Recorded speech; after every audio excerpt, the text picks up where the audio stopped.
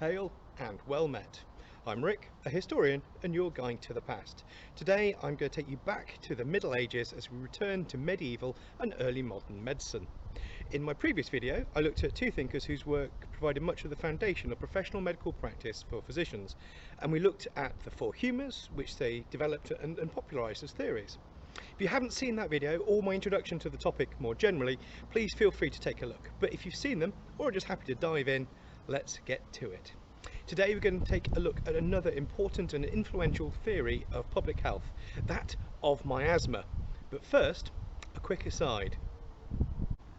It is tempting to think of the medieval period in Europe as being isolated and ignorant, with superstitious peasants cowering from omens and a stern church preventing people from questioning or learning. But that simply wasn't the case, or at least is a massive oversimplification. Many people would only travel a few miles from where they were born and might never go anywhere bigger than the local market or the nearest small town. Few people could read and fewer still afford to own books. But some people were well educated and understood, spoke, read multiple languages. Some people travelled hundreds or thousands of miles by ship and horse and on foot over their lifetime. People in Northern Europe were in contact with, often through assorted intermediaries, but with people from India and China, and the Middle East then, as now, it was a physical and cultural, social bridge between peoples and a mixing pot of people and cultures. Whilst in Europe it was the Iberian Peninsula with its mix of Islamic, Christian and Jewish scholars, doctors, religious and scientific institutions and buildings where ideas were discussed and refined. Many of the greatest thinkers were inspired by the ancients, by thinkers and philosophers and scientists from ancient and classical Greece, Rome, Egypt and Persia. They understood some of the works of these great thinkers and developed their ideas. But what were those ideas? Let's find out. We're today talking about miasma, and what that actually is will become apparent very soon. It was a very popular theory to explain the spread of disease and ill health from classical antiquity in Europe and China through to the discovery of germs after 1880, and it's used to explain outbreaks of disease, particularly epidemics such as cholera and plague such as the Black Death. However, enough of me, time to consult an expert.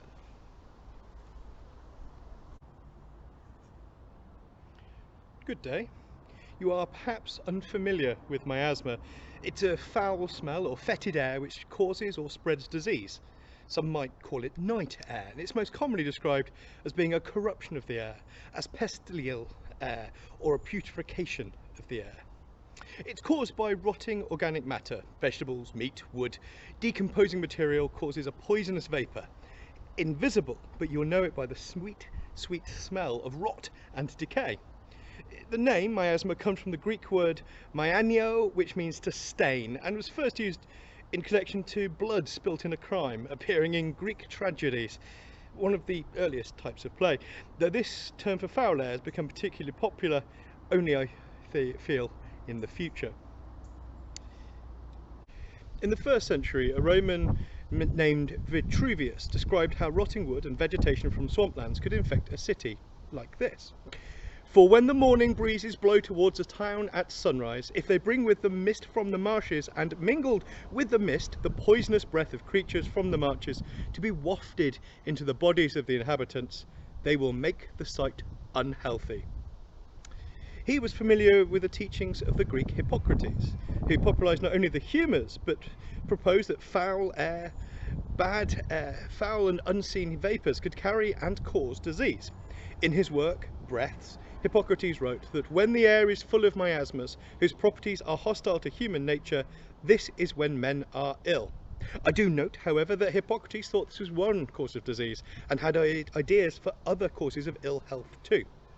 The Roman physician Galen, another name you may be familiar with, expanded upon Hippocrates' theory of bad air by tracing how the presence of bad air would harm the human body. He concluded that a cause of disease was the corruption of the air, most often caused by the rotting of flesh or unbodies, or by stagnant waters. Though, like Hippocrates, Galen had other ideas and solutions for the cause of disease too.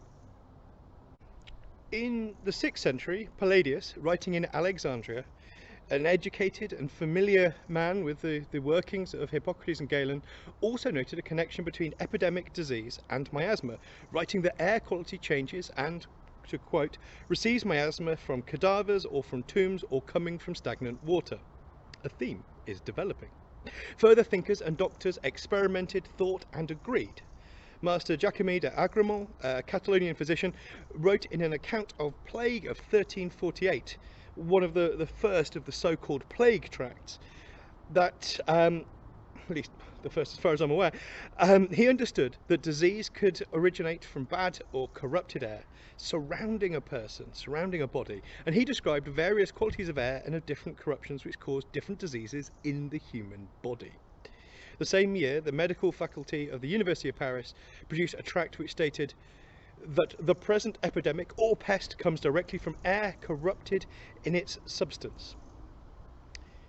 The following year, Ibn Katimar, an Arab physician from the Iberian Peninsula, another Spaniard, wrote that the immediate cause of plague is usually the corruption of the air which surrounds people and which people inhale. In his tract, he says the corruption of the air can be recognised by its foul smell or vapour. A notable doctor, surgeon and medical mind was Guy de Chauliac.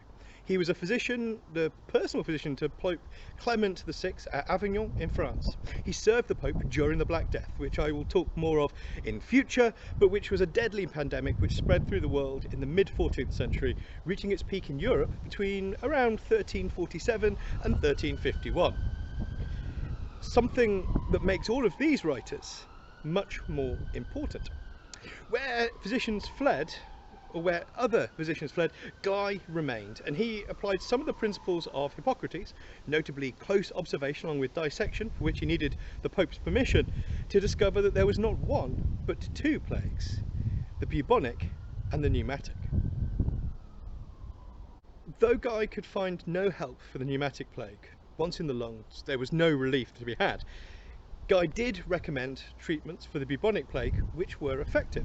He recommended the burning of fires to drive away pestial air, something which the Pope followed by sitting between two bonfires and thus avoided illness. He recommended the use of strong smelling vinegar to clean people and possessions, to cleanse them of miasma. He recommended most strongly the purification of the air and the burning of fires and sweet smelling herbs.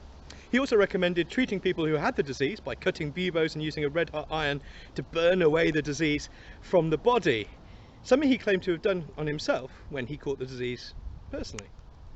So, plague and summer fever aside, the ideas given to us by Hippocrates and Galen surely make simple sense. When you have milk whose quality you are unsure of, do not sniff it to see if it smells good.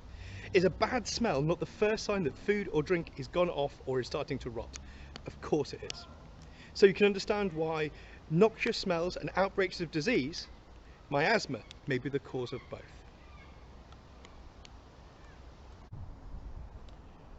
Well, I hope that all made sense, but if you've got anything you'd like me to clarify, you've got any questions or comments, please leave them in the comments below. I'll get back to you.